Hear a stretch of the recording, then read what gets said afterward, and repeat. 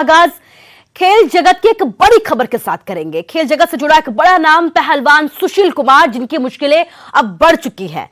सुशील पर 1 लाख का इनाम दिल्ली पुलिस की तरफ से घोषित किया गया है। मर्डर केस में दिल्ली पुलिस ने एक बड़ा ऐलान किया है सुशील कुमार को लेकर। सुशील के साथी पर भी 50,000 का इनाम घोषित किया गया है।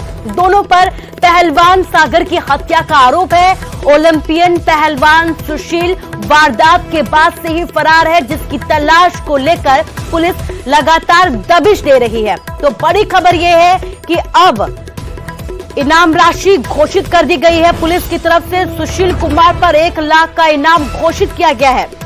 आपको बता दें कि कुछ दिन पहले दिल्ली के स्टेडियम में पहलवान की हत्या की गई थी, जिसके बाद से ही लगातार सुशील कुमार फरार चल रहा है। तलाश लगातार जारी है। लुकआउट नोटिस भी हाल ही में पुलिस की तरफ से जारी किया गया और अब बड़ी बात यह है कि 1 लाख का इनाम घोषित किया गया है। सुशील कुमार पर लगातार फरार चल रहे हैं। पुलिस की तरफ से दबिश दी जा रही है, जगह जगह छापेमारी की जा रही है।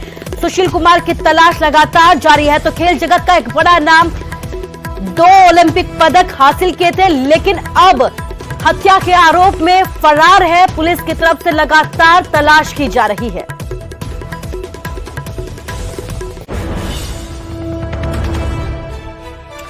और बात अगली बड़ी खबर की करते हैं। कोरोना पर पीएम मोदी आज एक मंथन बैठक करने वाले हैं। आज अधिकारियों से बातचीत करेंगे पीएम मोदी। हिमाचल और चंडीगढ़ के अधिकारी भी इसमें मौजूद रहेंगे। 10 राज्यों के 54 जिलाधिकारी भी इसमें मौजूद रहेंगे। इसके साथ ही 20 मई को भी अधिकारियों से बातचीत की जाएगी। तो कोविड को लेकर एक और अहम मंथन बैठक आज होने वाली है। पीएम मोदी की तरफ से यह मंथन बैठक होगी, जिसमें जिलाधिकारी भी मौजूद रहेंगे। हालातों का जायजा लिया जाएगा। कोविड की तैयारियों पर चर्चा की जाएगी।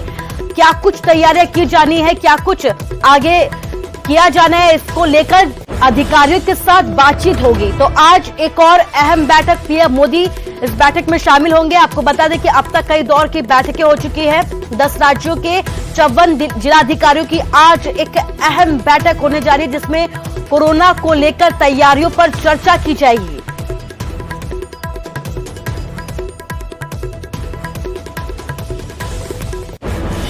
और अब बात आंकड़ों की करते हैं। सबसे पहले बात हरियाणा की करते हैं। हरियाणा में धीमी पड़ी कोरोना की रफ्तार, लेकिन खतरा लगातार बरकरार है। 24 घंटे में 7,488 नए केस सामने आए हैं, लेकिन परेशान कर रहा है मरीजों की मौत का आंकड़ा।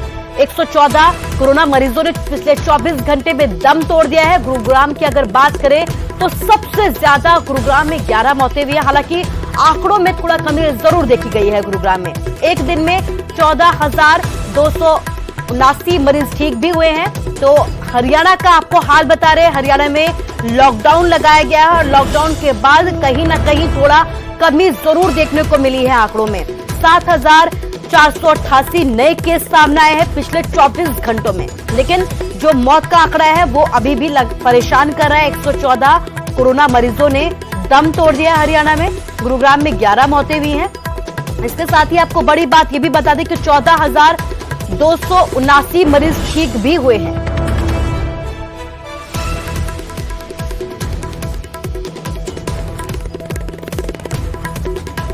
और ज्यादा जानकारी के लिए हमारे संवाददाता धर्मवीर हमारे साथ लाइव जुड़ गए हैं। धर्मवीर, लॉकडाउन के बाद थोड़ा आंकड़ों में कमी जरूर आई है, लेकिन जो मौत के आंकड़े हैं वो अभी भी परेशान कर रहे हैं।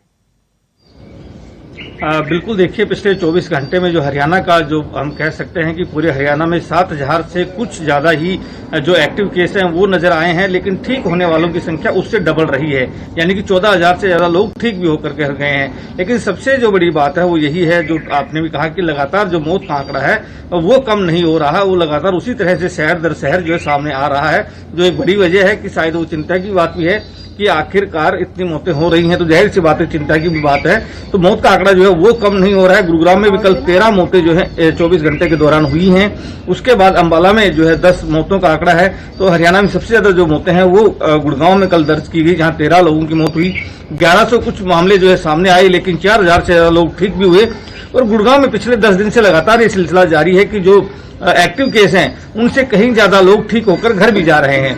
लेकिन इसमें बड़ी बात यह भी है कि पिछले दिनों हम देख रहे थे कि करीब 20 दिन से पहले जो गुड़गांव में जो टेस्टिंग की जो संख्या थी वो रोजाना करीब 13 से 14,000 लोगों के बीच टेस्टिंग की जाती थी। लेकिन पिछले कुछ दिनों से लगातार ये टेस्टिंग जो है इसको कम किया गया है। 10,000 से 11,000 के बीच ही ये टेस्टिंग की जा रही है, यानी कि 3,000 टेस्टिंग जो है वो कम की जा रही है। तो ये भी एक बड़ी वजह मानी जा रही है कि शायद इसकी वजह से भी कुछ केस कम हो सकते हैं, क्योंकि जो टेस्टिंग कम होगी तो जाहिर सी बात है कि जो आंकड़े हैं उनमें कमी आएगी। तो ये भी एक बड़ी वजह हो सकती है। लेकिन जिस तरह से पूरे प्रदेश में कम केस आ रहे हैं उससे सरकार जरूर खुश है और सरकार को भी लग रहा है कि जो लॉकडाउन लगाया गया उसका ये पूरा असर है, जिसकी वजह से लोगों को फायदा मिल रहा है। तो इसी तरह का फायदा मिलता है तो जाहिर सी बात है कि आगे आने वाले दिनों में जल्द ही लोगों को इससे राहत मिलेगी, क्योंकि पिछले दिनों लगातार जिस तरह की स्थिति विकराल हुई थी उससे काफी कुछ डर जो है लोगों के मन में भी था कहीं ना कहीं कि अगर स्थिति ऐसे चलती रहेगी तो ज्यादा नुकसान हो सकता है। लेकिन अब कुछ स्थिति को काबू पाया गया है। जो बेड्स हैं जिलों में वहां पर भी उनको भी बढ़ाया गया है। ग्रामीण क्षेत्रों के ऊपर भी आइसोलेशन सेंटर जो है वो बनाने की बात सरकार लगातार कर रही है। गुरुग्राम में भी कल एक तरह से ग्रामीण एरिया में 2 कोविड सेंटर की शुरुआत जो है मुख्यमंत्री के द्वारा की गई, वर्चुअल ये शुरुआत की गई थी। तो जाहिर सी बात है कि अब जो अगला फोकस है सरकार का वो शहरों के साथ साथ ग्रामीण एरियो का भी है।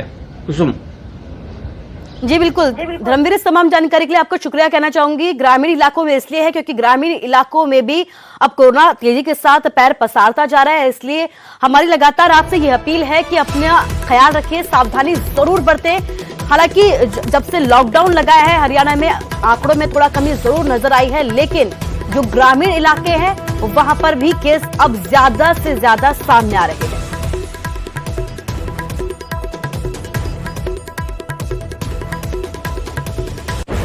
और अब बात हरियाणा के बाद हिमाचल की करते हैं। हिमाचल में भी कोरोना की रफ्तार लगातार तेज होती जा रही है। प्रदेश की अगर पॉजिटिविटी रेट की अगर बात की जाए तो राष्ट्रीय औसत से भी ज्यादा है। बीते एक सप्ताह में 28.9% पॉजिटिविटी रेट है।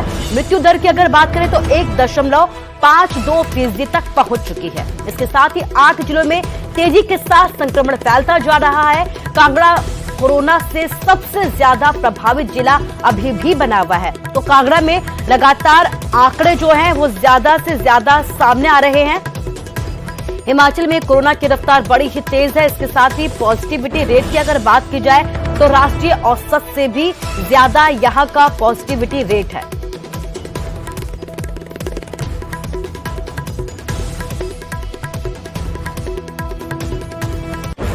और इसी के साथ ही हिमाचल में लगातार कोरोना का कहर जारी है।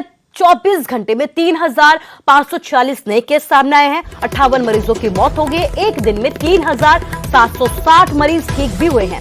एक्टिव केसों की अगर बात की जाए तो 36,633 एक्टिव केस है। प्रदेश में कोरोना से अब तक 2,369 लोगों की मौत भी हो चुकी है। तो आप देख सकते हैं कि पॉजिटिविटी रेट राष्ट्रीय औसत से भी ज्यादा है। आंकड़े आपके सामने हैं। पिछले 24 घंटे के आंकड़े आपको बता रहे हैं।